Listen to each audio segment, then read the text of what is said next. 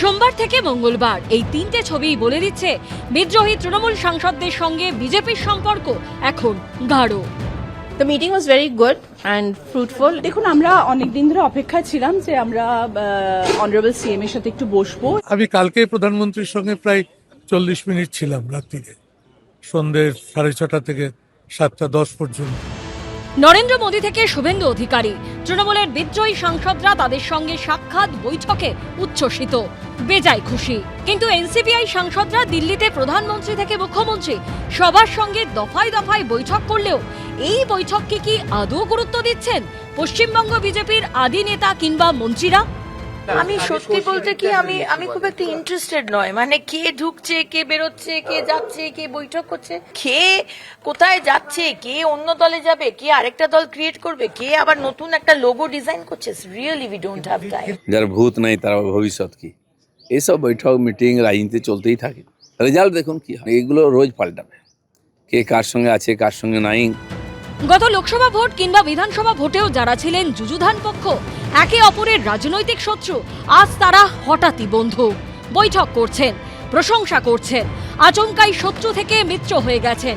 রাজনীতিতে সবই সম্ভব, কিন্তু বিধানসভা ভোটে তৃণমূল হারা মাত্র তৃণমূলের সাংসদদের একাংশের হঠাৎ করে বন্ধু হয়ে যাওয়াটা কি আদৌ ভালো চোখে দেখছেন বিজেপির সবাই?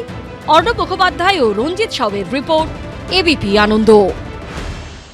আমি কাল প্রধানমন্ত্রীর সঙ্গে দীর্ঘক্ষণ ছিলাম। সুদীপ একটা রাজনৈতিক জোচ্চোর, মানে নির্লজ্জ, বেহায়া একটা, মানে এই রকম উঁচা রাজনৈতিক চরিত্র আমি বাংলায় দেখিনি।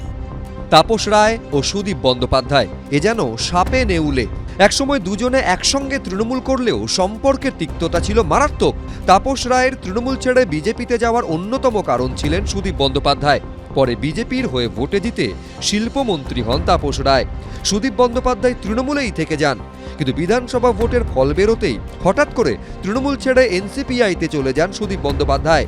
আর সেই এনসিপিআই এখন বিজেপির শরিক।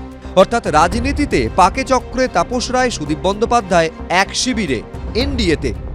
কে আমি ওর সঙ্গে সম্পর্ক ওয়াক থু, ওর সঙ্গে আমি সম্পর্ক করব? কোনো দিন না, কোনো অবস্থাতে না।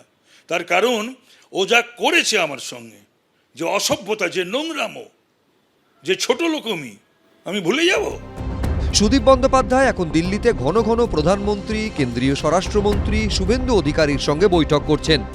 উনি কথা প্রসঙ্গে বললেন, আমরা তো সেন্ট্রালের সহযোগিতা সেইভাবে আগে সরকারকে দিতে পারিনি, সেই দুঃখ আমাদের মধ্যে আছে, কিন্তু এবার তো তাতে কোনো বাধা নেই। আমার এটা দেখে ভালো লাগছে যে আমার নেতা, আমার প্রধানমন্ত্রী, আমার স্বরাষ্ট্রমন্ত্রী, আমার মুখ্যমন্ত্রী, এদের পেছনে 80 বছর বয়সে এত রাজনৈতিক লোভ, পদ না ছেড়ে, মানে এমপি না ছেড়ে ঘুরঘুর করছে, ঘুরঘুর করছে।